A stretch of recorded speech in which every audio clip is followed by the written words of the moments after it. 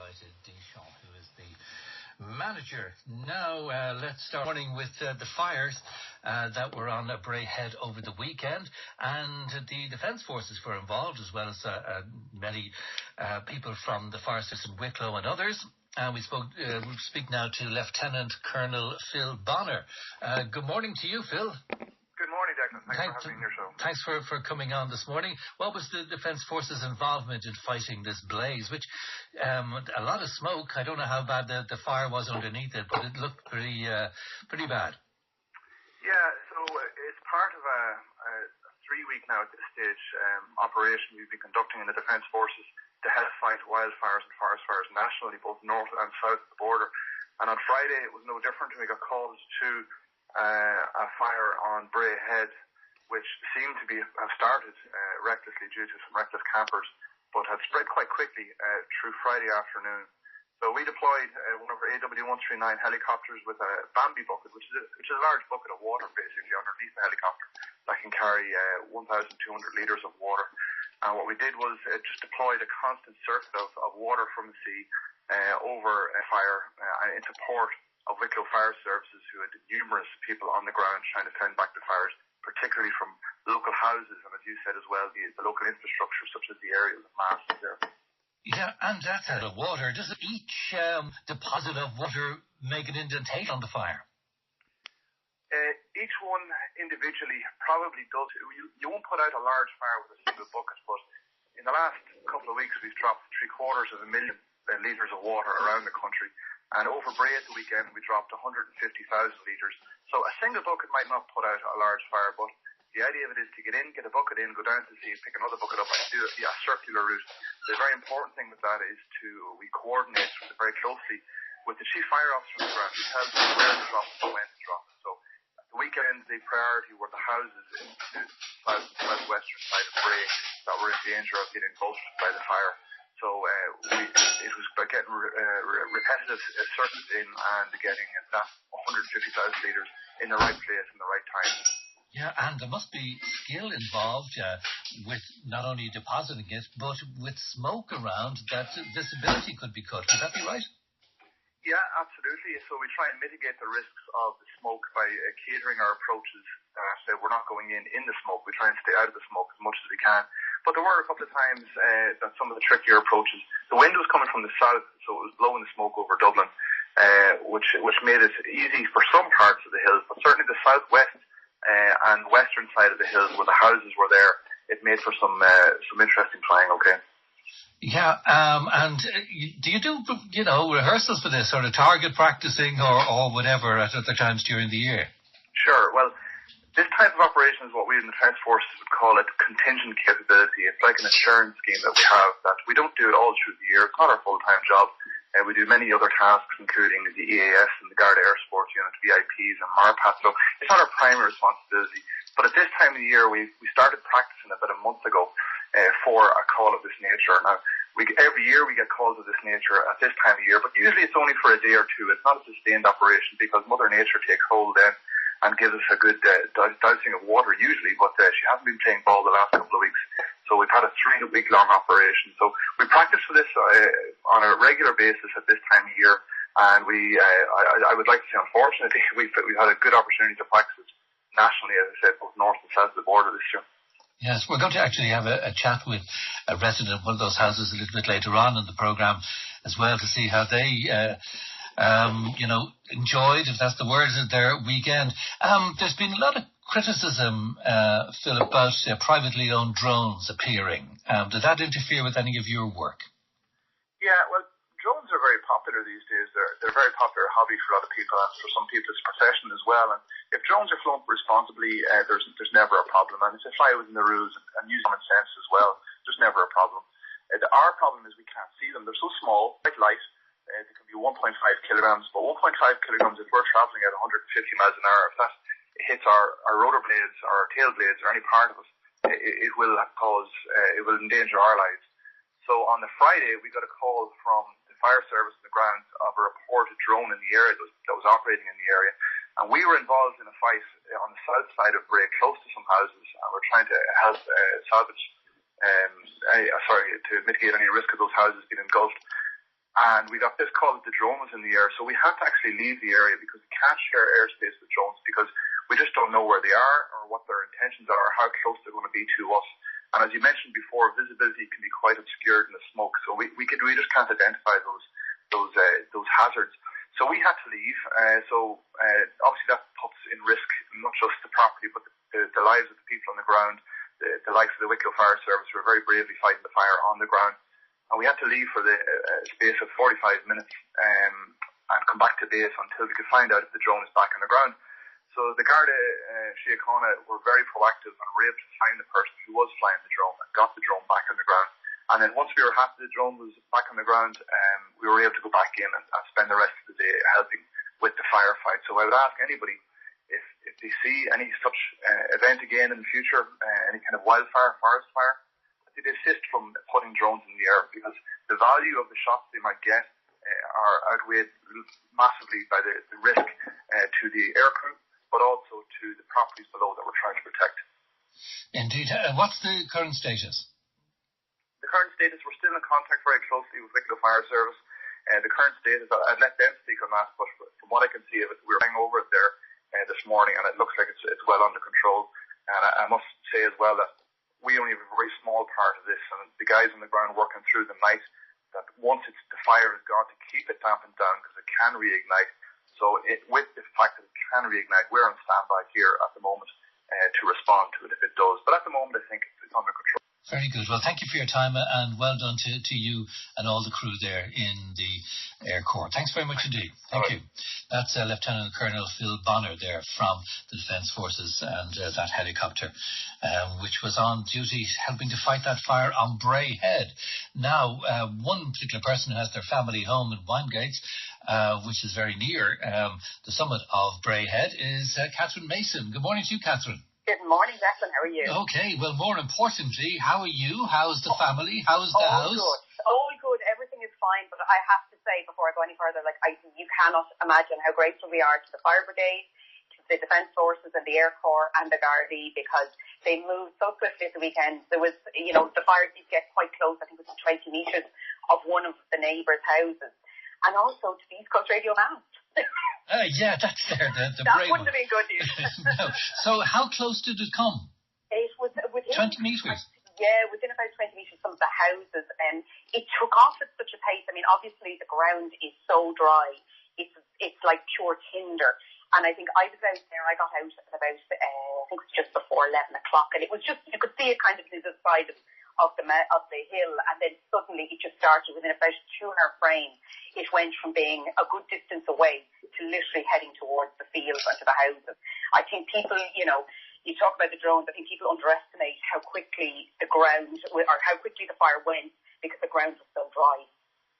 Right, okay. And was there any time you felt in danger or you didn't know which way it could go? Or? Well, I think there was a point where it suddenly took off over, if anybody who knows the Winegates area will know where the East Coast Mast is, and the kind of brow of the hill there, it suddenly came over there and it took off at a very big pace. Now, we could see animals scurrying. Thankfully, they all seemed to get out, okay.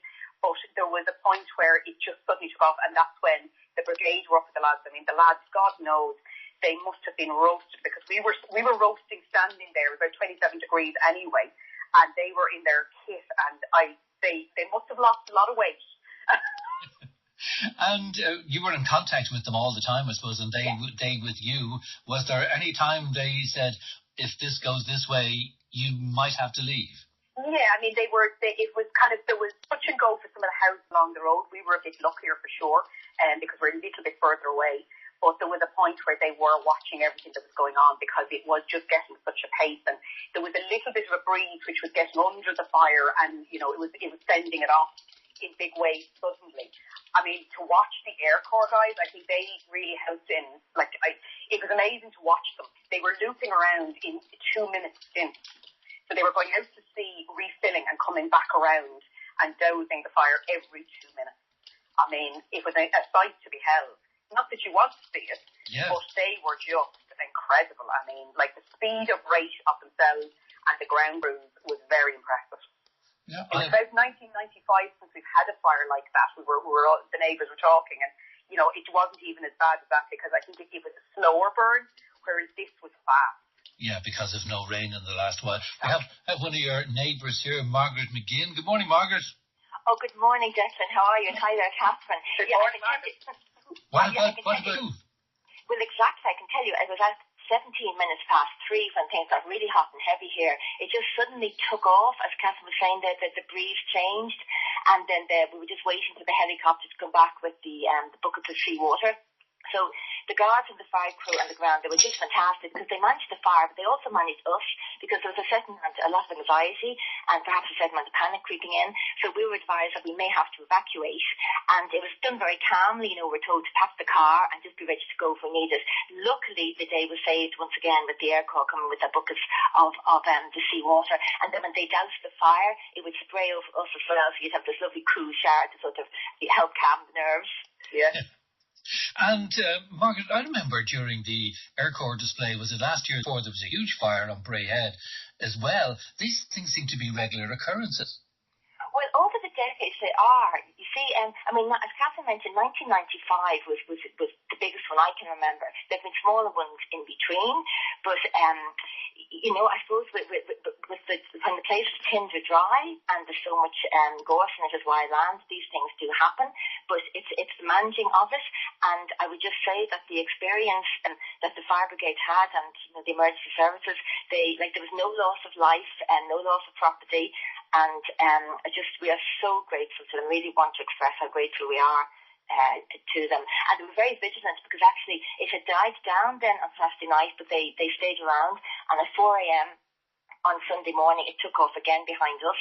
And by the time we realised it had taken off, the fire brigade were there, and then they brought the tankards and the water, and they doused the whole thing. So the vigilance was fantastic, and that was very reassuring for all the residents here and the farmers and landowners.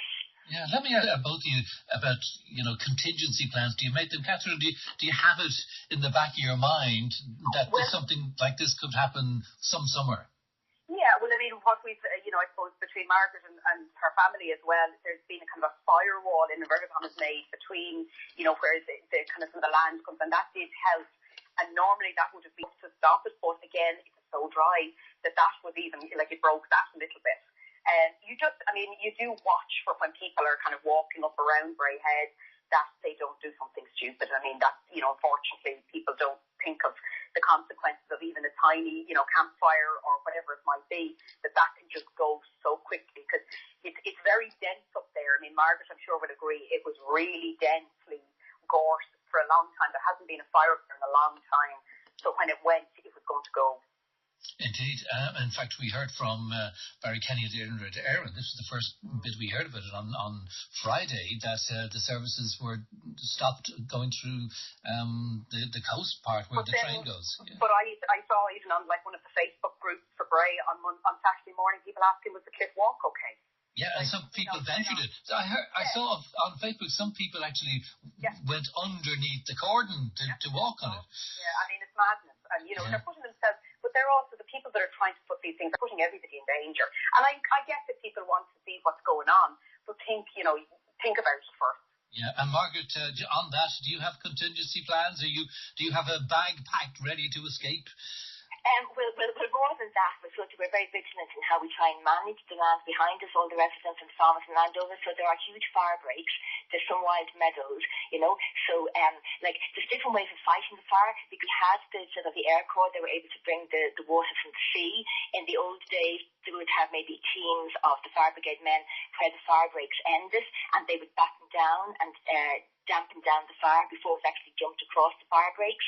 So I suppose what I think is that there's a huge visual record now of what happened to analyse how best to manage the fire. There's huge expertise there, and then retired people, firemen, and that use the local knowledge and their expertise to sort of inform how to continue to manage these things when they happen. But we're so grateful again to everybody for helping us.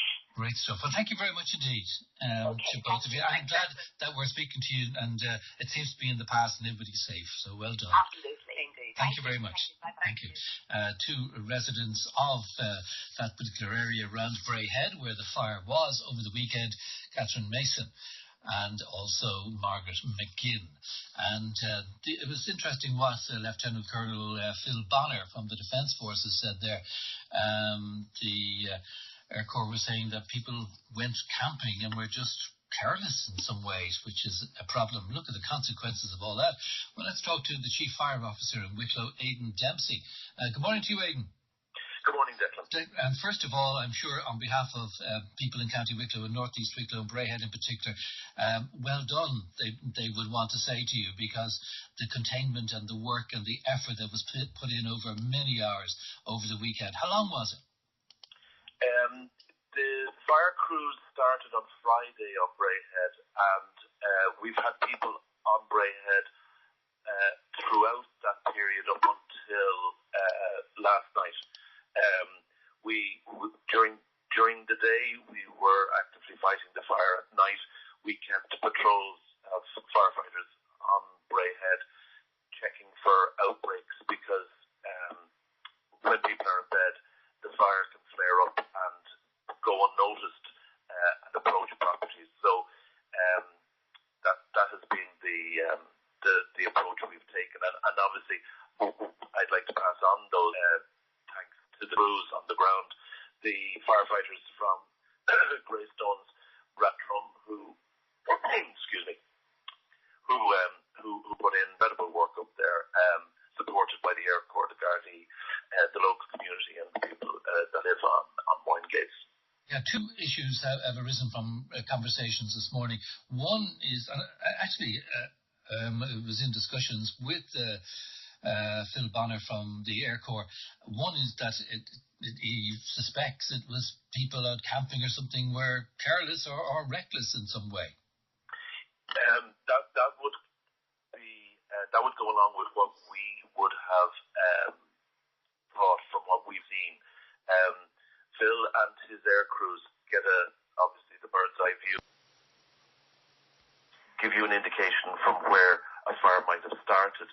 And from the reports and the photographs that were provided by the first attending crews, we could see that there was a burnt area in front of a tent on part of Bray Head. And when we shared those photographs with other fire officers and with experts in the Department of Housing, they said that it was a reasonable indication that the fire, that at least part of the fire, started in front of that tent. And the other issue is drones. Yeah, we have very strict protocols ourselves in relation to drones. We use them post-fire for our lessons learned and to develop a picture of what has happened and to allow us to debrief the situation. Live use of drones at incidents only when there's no helicopter around to assist us to get another view of the incident. But unfortunately, yes, the Gardaí spotted and reacted very quickly on Saturday to the presence of drones, and they minimised the negative impact. Obviously, the Air Corps had to move away, and they went back to Baldonnel, took the opportunity to refuel, but it did allow the fire to expand beyond where it might have. But it's a national issue. It's an issue of licensing and control, and I know that a number of government departments are dealing with that. Yeah, because with all your lads out, and they're out for a long time, they're doing great work. You don't need extraneous interference coming into in different ways while you try to do your job. I believe as well that the fire service reacted to your services were needed in Wicklow Town and Rathdrum over the weekend as well. So, there was a lot to do. At one stage we had 6 of our 10 fire stations dealing with incidents. Carnew were assisting in Wexford at a fire, and Tinnahealy, Rathdrum, Wicklow Town, Bray and Greystones were out. Now we redeploy and we maintain crews at readiness at incident so that they can respond to other incidents such as road traffic collisions and domestic fires. So we were stretched at times, but when you've got good people working for you, these things are possible. And finally, Aidan, I asked this of Phil Bonner as well, the current status, are you on standby there on Bray Head? No, as it stands now, we're monitoring the situation. We're visiting it. Previously, on both Friday and Saturday nights, and throughout Friday, Saturday, and Sunday, we had personnel on Bray Head. Now we have scaled that back down to visits, periodic visits during the day, and the local community up there are very vigilant in relation to it. They've learned a lot over the weekend about what's a serious outbreak and what isn't. They've even been dealing with small little smouldering areas themselves. So as we stand, we're looking to the skies, not for the Air Corps this time, but for dark clouds, because we're hoping that more rain would have a major positive impact on the situation. Indeed. Okay, thank you very much for your time. Congratulations to you and the crew for all the hard work over the weekend. Thank you very much indeed, Chief Fire Officer for Aidan Dempsey. Thanks, Aidan. Good morning to you. Thank you. All right. Deschamps, who is the manager. Now, let's start morning with the fires that were on Bray Head over the weekend, and the Defence Forces were involved, as well as many people from the fire service in Wicklow and others. And we speak now to Lieutenant Colonel Phil Bonner. Good morning to you, Phil. Good morning, Declan. Thanks for having me on your show. Thanks for coming on this morning. What was the Defence Forces' involvement in fighting this blaze, which a lot of smoke? I don't know how bad the fire was underneath it, but it looked pretty bad.